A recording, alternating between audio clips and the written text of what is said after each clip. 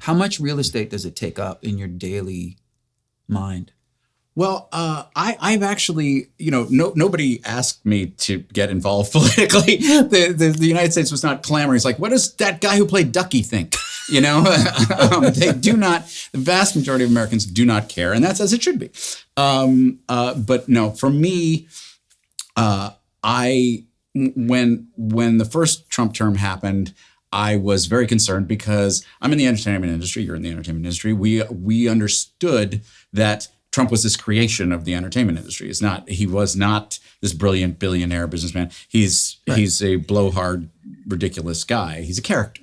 And I have talked to NBC executives who, were the architects of The Apprentice saying, yeah, we thought he was harmless. They have said that to me, and so for me, that first administration was scary, but I still felt like a happy warrior. I felt like, you know what, folks, we got to learn this, and this is how we're going to learn this. Unfortunately, it's this guy's going to hurt a lot of people, and that's what happened eventually. Unfortunately, this second time is a completely different animal, and I would say it has slid into and I don't want to hijack this whole thing because we always have fun when we talk, and I want to have fun, and we will, I swear. Yeah. But the stuff that is happening now on a constitutional level is so reminiscent of deeply scary things that have happened in the past to other countries that. The worst of history repeating itself. The worst of history is repeating itself here. And, we as Americans, we want to live our lives and enjoy our lives and be with our families and have fun and go to movies and, like Australians do. Like Australians do, exactly. And so I hate being the guy saying, guys, we're becoming an authoritarian kleptocracy. I don't like saying that. I don't like that that's happening to the United States. But sadly, that is what's happening to the United States right now. And it's very scary. I understand a lot of people had a lot of hope for Donald Trump, and I'm so sorry that he completely was not deserving of it. He's not. He's screwing over the people that voted for him, as well as the people that voted for him wanted to screw over. He wanted, he's screwing over everybody. I'm sad about that. I'm sad that this will happen. But, other countries have come through these things. It takes a long time. Yeah. The United States is an ocean liner. Turning us around is just on a dime. This is not going to happen. This is going to take a lot of work and a lot of people putting a lot of resources into it.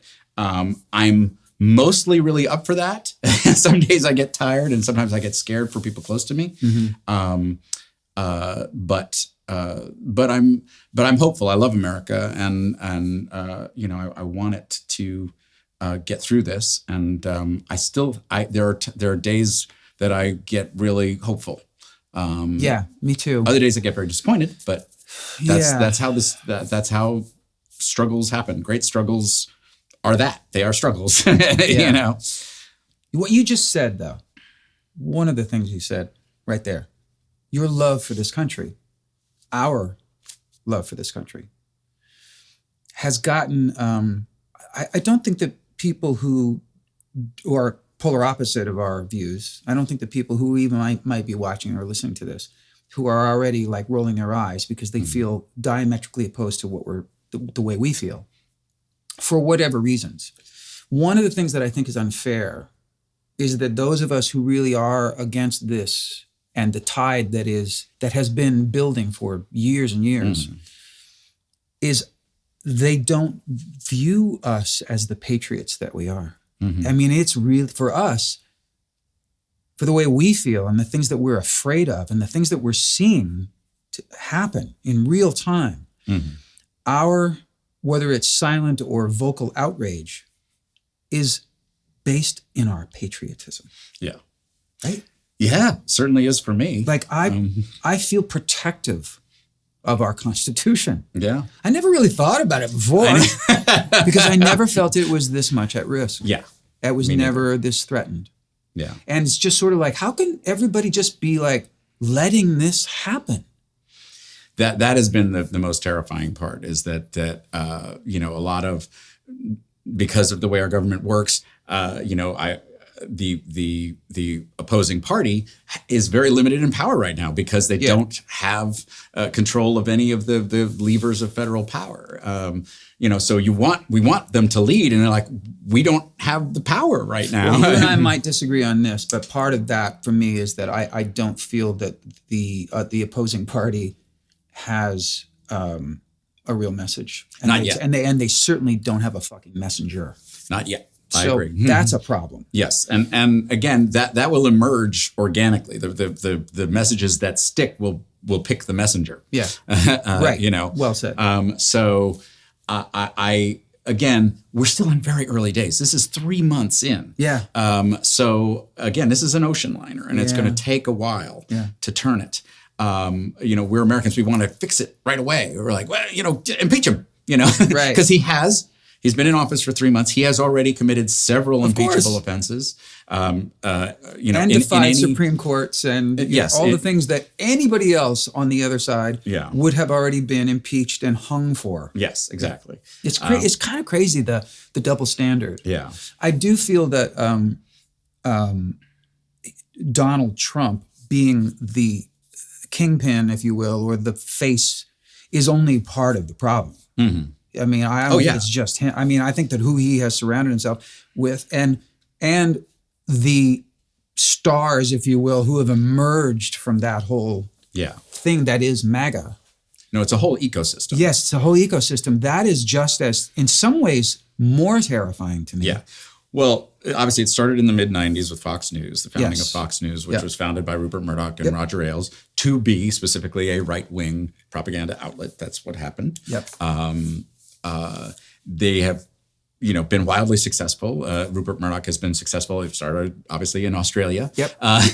And yet somehow has managed to, like in England and Australia, where the press that is very Rupert Murdoch influenced is very combative. And, there's still this sort of baseline, I don't know if I wouldn't call it civility or something, but apathy. But maybe it's apathy. I don't know. Or maybe they sort of write off a certain amount of that and they just don't let it come into their lives. I don't know.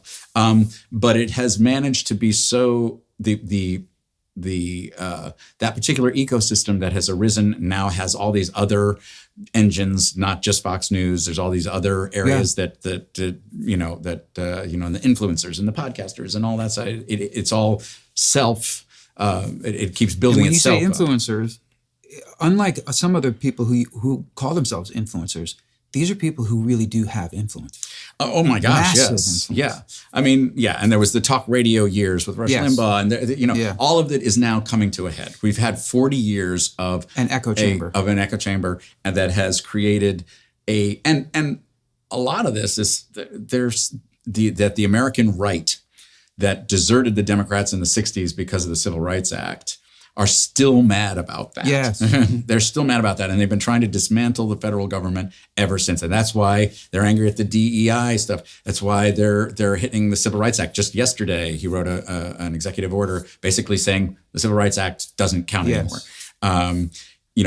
That's been the project, the right-wing project for 40 years. And it is finally coming to a head. So do you think that the millions upon millions of people who had to just swallow that, they're racist, they're bigoted, they're still angry, but they're dying off, because we're talking about people who were of an age even when that was all going down. So some of them have already died off. Do you think that the not the stranglehold really, but in a way it could be, is being fueled by the offspring of those people who were taught those same racist and bigoted views? I don't. It's a different thing. It has merged with Christian nationalism. Like I remember, Ronald Reagan, not my favorite president at all. When he first arose, he couched all of the dismantling of the federal government in anti-communism. They've done an amazing job of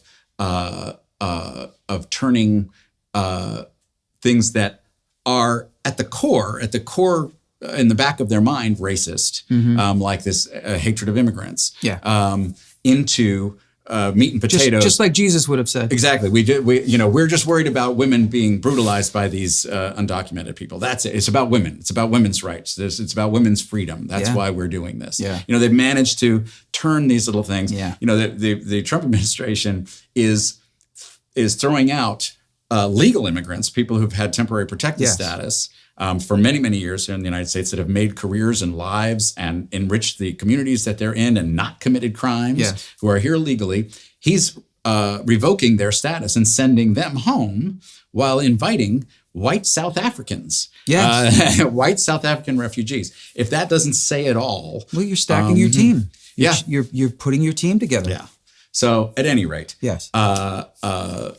I'm worried about all this stuff. Before we leave this topic, what is interesting to me, and I alluded to it and started to ask about it. So I'll ask the question by saying this. When you and I actually became acquainted, as a handful of my acquaintances and friends now, it was through Twitter. When Twitter was fun. Yes. When Twitter was awesome. Twitter was fun. I haven't been over in that cesspool in a long time, but I loved mess. it. And I don't remember exactly how I think it had to have been, we got part of a same thread or people in common.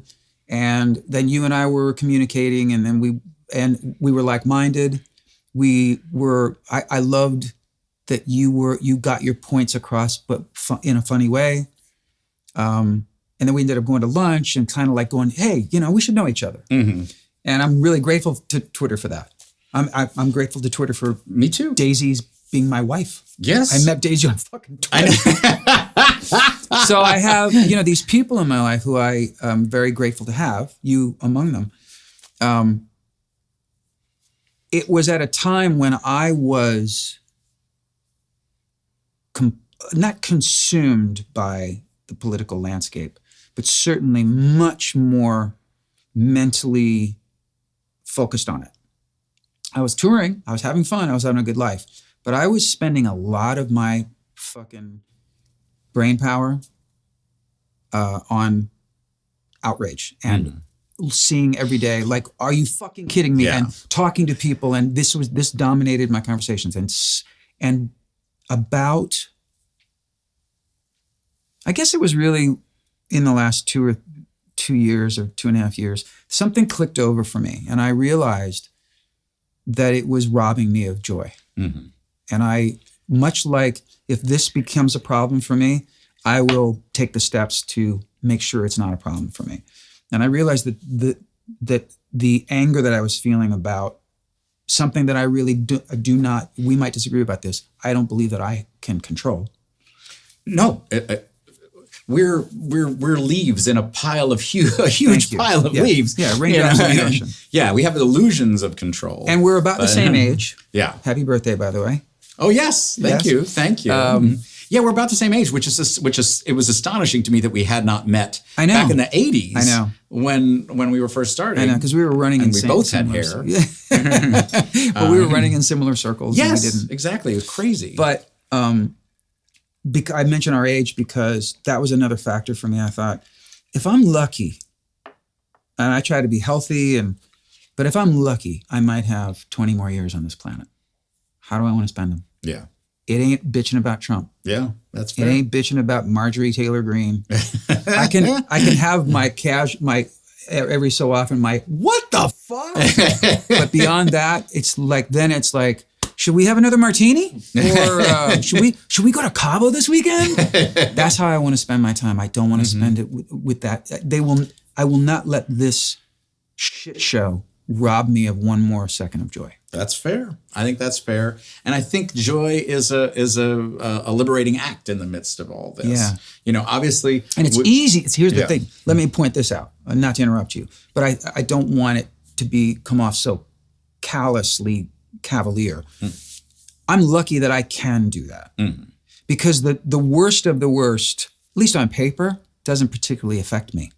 So it's a very easy thing for me to go, I'm tuning that shit out. I'm just going to live my amazing life my blessed life, there's a part of me that feels like all the more reason that if I don't, then I'm an asshole because I am not really showing the gratitude for my circumstances. Mm-hmm. But it doesn't make me go, yeah, but I don't care about black people, or I don't care about women's rights, or I don't care about people or trans people or immigrants, or it's not that. Yeah. It's that I don't feel that that if I were to make the choice to be completely focused on that and outraged and angry about it, it wouldn't help them. It's an outrage. It's like 14 outrages per day. Per hour. Per hour. Yeah. It's astonishing. But that is partially because the left-wing outrage engine has finally sort of spun into existence kind of much, as perhaps more organically than the right-wing outrage engine.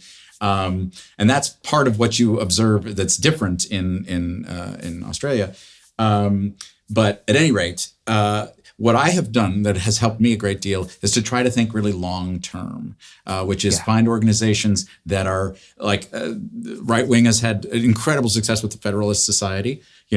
Are there organizations on the other side that you can fund that are doing the long-term work of setting a legal agenda? What are the steps that need to be taken? We've got to get rid of Citizens United. We've got to get rid of Buckley versus Vallejo. We've got to get rid of there are a lot of legal steps that have to happen in order to return this to a democracy. Right. And so we have to think of the people who are the people that are taking the long term. There's an organization called the First 50 that's getting young. That's advocating for young politicians to give them the infrastructure that Turning Point USA gives to right-wing people. We're trying to create a real infrastructure to fix this. And so I feel like that helps because the outrage of the day is frustrating, and I'll log in and try to make some funny comments. Occasionally I get really mad. Yeah. But I try to think long term, and that does help. I try to find organizations that are long term going to be doing things. I was talking with some people at GLAAD about the hatred that's directed at the trans community right now, and I feel like, and they've had enormous success with narratives. With stories, with the day-to-day stories of humans who are living their lives like this. That's what needs to happen. That's what it's like. You have to humanize every situation so that you understand things, and make it one person. Pick one person. Pick one story.